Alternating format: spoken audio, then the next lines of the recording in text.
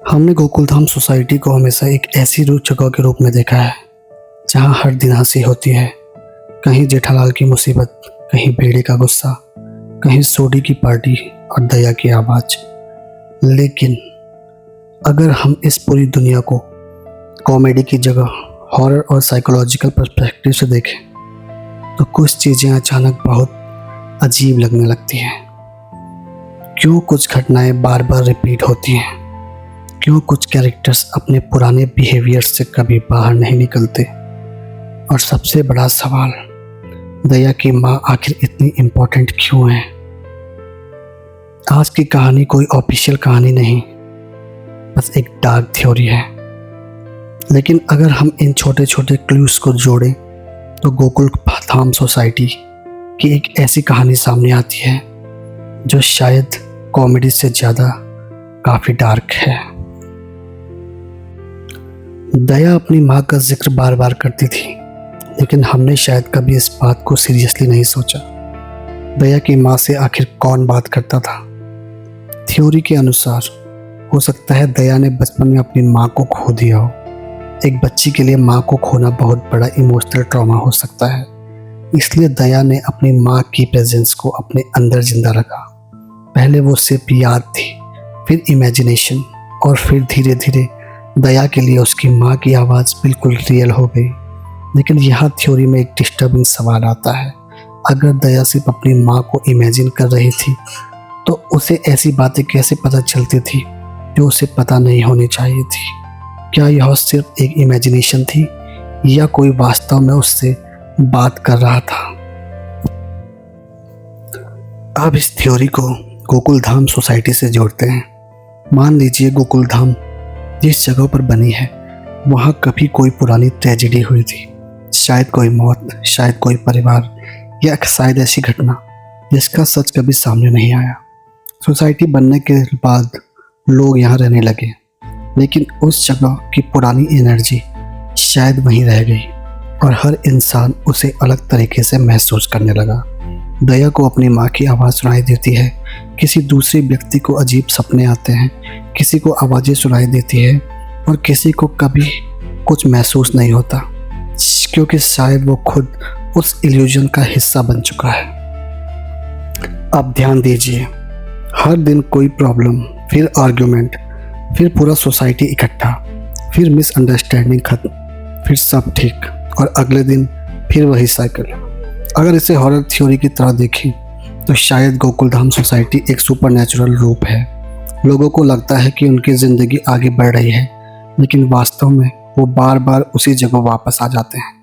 यही वजह हो सकती है कि कुछ कैरेक्टर्स की प्रॉब्लम्स कभी परमानेंटली ख़त्म नहीं होते, जैसे कोई इनविजिबल फोर्स उन्हें उसी कहानी में वापस खींच रही हो।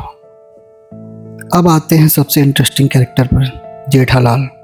क्या हो अगर गोकुलधाम की पूरी दुनिया जेठालाल के दिमाग से बनाई हुई रियलिटी हो? इस थ्योरी में हर कैरेक्टर उसके पर्सनैलिटी का एक हिस्सा बन जाता है। अय्यर उसकी इनसिक्योरिटी और जेलसी, भीड़े रूल्स और अथॉरिटी, पोपटलाल लोनलीनेस और रिजेक्शंस, बबीता उसकी अनरीचेबल फैंटेसी, और तप्पू उसका अपना बचपन। एक ऐसा बचपन जिसे जेठालाल शायद कभी वर्तमान जीवन में दोबारा जी रहा है। और चंपक चाचा शायद उसकी कॉन्साइंस, वो आवाज़ जो उसे बार बार समझाती है जेठिया कुछ तो गलत है, लेकिन जेठालाल हर बार उस वार्निंग को इग्नोर कर देता है और फिर वही साइकिल शुरू हो जाती है। यहाँ एक इम्पोर्टेंट करेक्शन है। अब भीड़े की फैमिली को देखें। भीड़े हमेशा डिसिप्लिन, रूल्स, टाइम और कंट्रोल की बात करता है। वह चाहता है कि हर चीज़ उसके हिसाब से चले। अगर इसे साइकोलॉजिकल हॉरर की तरह देखें तो भीड़े का यह बिहेवियर शायद सिर्फ कॉमेडी नहीं है। हो सकता है वो चेओस से डरता हो, उसके पास्ट में कोई ऐसी घटना हुई हो जिसे कंट्रोल न कर पाने की वजह से उसने किसी अपने को खो दिया। इसलिए गोकुलधाम में रहते हुए भीड़े हर चीज़ कंट्रोल करना चाहता है, समय, सोसाइटी, तप्पू सेना, यहाँ तक कि अपने पड़ोसियों की आदतें भी। लेकिन माधवी शायद उसके इस बिहेवियर की असली वजह जानती है, और इसलिए जब भीड़े ज़रूरत से ज़्यादा परेशान होता है माधवी उसे शांत करने की कोशिश करती है, क्योंकि शायद उसे पता है भिड़े सिर्फ गुस्सा नहीं कर रहा, वो किसी पुराने डर से लड़ रहा है। अब आते हैं सोडी फैमिली पर। सोडी हमेशा एनर्जेटिक, पार्टी लविंग और एक्सट्रीमली पॉजिटिव दिखाई देता है, लेकिन डार्क थ्योरी में इसे एक अलग तरीके से देख सकते हैं।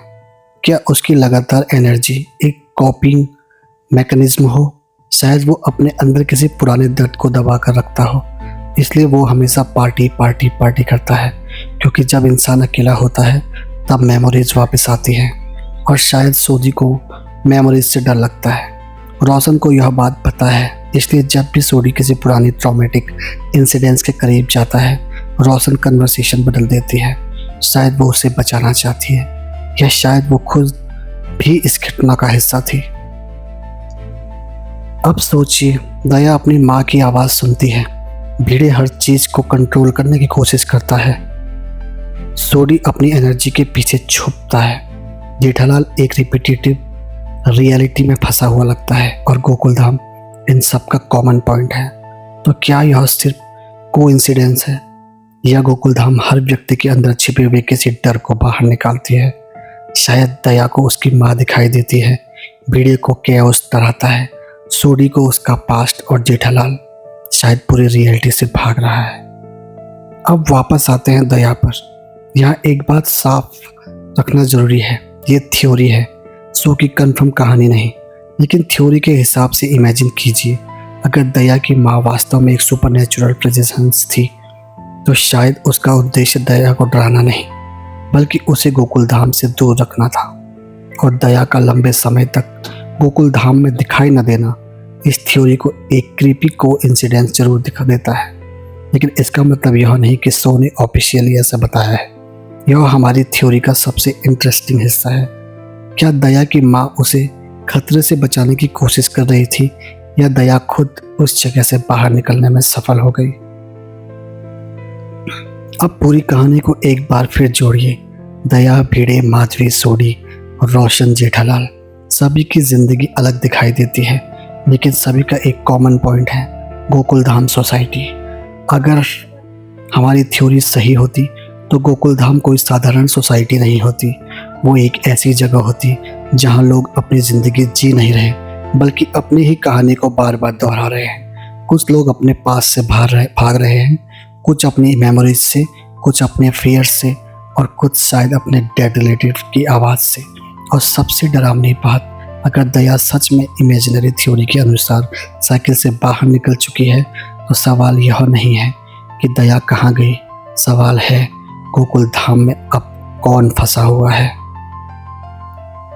तो दोस्तों, ये थी हमारी तारक मेहता का उल्टा चश्मा की डार्क हॉरर थ्योरी। हमने सिर्फ कैरेक्टर्स और उसके बिहेवियर को लेकर एक फिक्शनल हॉरर इंटरप्रिटेशन बनाई है, लेकिन जब आप अपनी अगली बार गोकुलधाम सोसाइटी देखेंगे तो शायद आपको सिर्फ कॉमेडी दिखाई नहीं देगी, आपको दिखाई देगा एक आदमी जो हर चीज़ कंट्रोल करना चाहता है, एक आदमी जो अपनी परेशानियों की हंसी और पार्टी के पीछे छुपता है, एक आदमी जो शायद अपनी ही बनाई दुनिया में फंसा है, और एक महिला जो अपनी माँ की आवाज़ सुनती थी। शायद ये सब सिर्फ कॉमेडी है, शायद नहीं, क्योंकि हर घर में एक कहानी होती है, लेकिन गोकुलधाम में शायद हर कहानी के पीछे एक और कहानी छिपी है।